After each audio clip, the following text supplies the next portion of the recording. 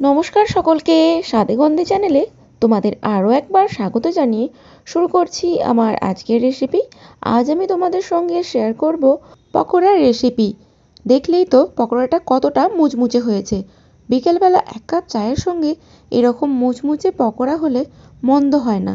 তাহলে চলো আজকের রেসিপিটি শুরু করছি আর দেখে নিচ্ছি কী কী উপকরণ লাগে। প্রথমেই আমি একটা হামালদিস্তার মধ্যে নিয়ে নিচ্ছি 3টে কাঁচা লঙ্কা, কয়েক কোয়া রসুন আর নিচ্ছি এক টুকরো আদা। এবার সঙ্গে দিচ্ছি কিছুটা ধনেপাতা। সবগুলোকে একসঙ্গে ভালোভাবে থেতো করে নেব।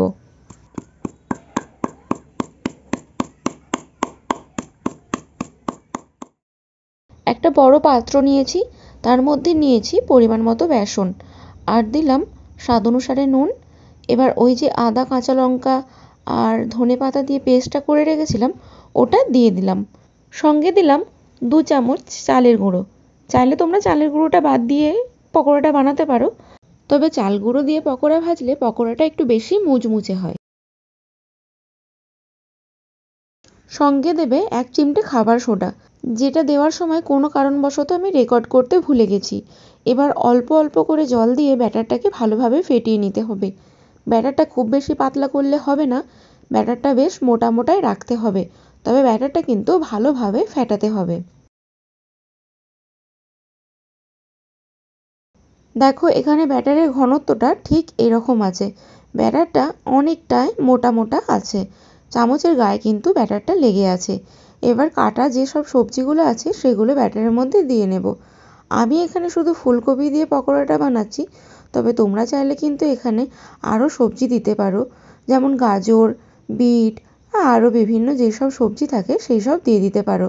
আর কিছুটা কুচানো পেঁয়াজ আমি নিয়েছি, একদম পাতলা পাতলা করে পেঁয়াজগুলো কুচিয়েছি। তার সঙ্গে ফুলকপিগুলোও কিন্তু একদম ছোট্ট ছোট্ট টুকরো করে কেটে নিয়েছি। এবার এগুলোকে ভালোভাবে আমি হাত দিয়ে মেখে নেব।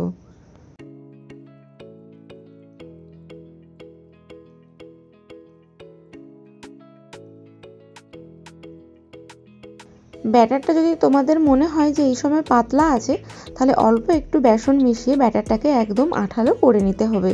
ব্যাটারটা ঠিক দেখো আমার হাতে লেগে আছে, ঠিক এই রকম মতো ব্যাটার তৈরি করে নিতে হবে।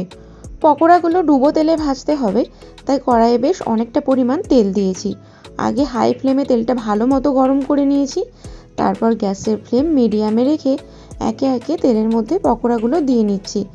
যে কোনো ভাজাভুজিতেই গ্যাসের ফ্লেম মিডিয়ামে রেখেই ভাজতে হয়, তাতে করে ভাজাভুজি ভালো হয়। হাই ফ্লেমে ভাজলে একটা অসুবিধা হয় কি, বাইরের দিকে কালার চলে আসে আর ভেতরের অংশটা ভাজা না হয়ে আধ সেদ্ধ থেকে যায়, এতে করে জিনিসটা খেতে খারাপ লাগে।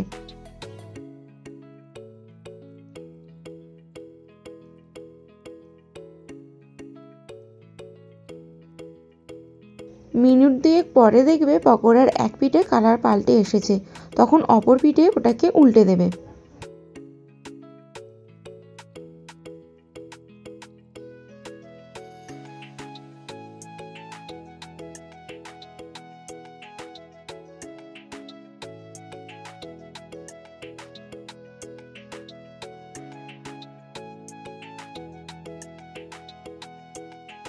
হাতে একটু সময় নিয়ে মিডিয়াম আঁচে পকোড়াগুলো একবার এপিঠ একবার ওপিঠ করে ভালোভাবে ভেজে নিয়ে তারপরে পকোড়াগুলো তুলে নেব।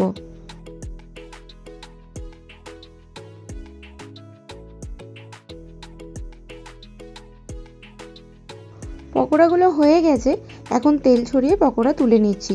ওই একই পদ্ধতিতেও বাকি পকোড়াগুলো ভেজে নেব। দেখো তোমাদের সামনে পরিবেশন করে দেখালাম ফুলকপির পকোড়া। আমি ফুলকপি দিয়ে বানালেও তোমরা কিন্তু যে কোনো সবজি দিয়েই ঠিক একইভাবে পকোড়াটা বানিয়ে নিতে পারো। ফুলকপি দিয়ে বানালেও ভালো হয়, তবে তোমরা তোমাদের পছন্দের যে কোনো সবজি দিয়ে এই পকোড়া বানিয়ে পরিবারের সকলের মন অনায়াসেই জয় করে নিতে পারো। তাহলে বন্ধুরা, আমার আজকের ভিডিওটা এখান পর্যন্তই রইল। দেখা হবে পরবর্তী কোনো ভিডিও। ততক্ষণ ভালো থেকো, সুস্থ থেকো।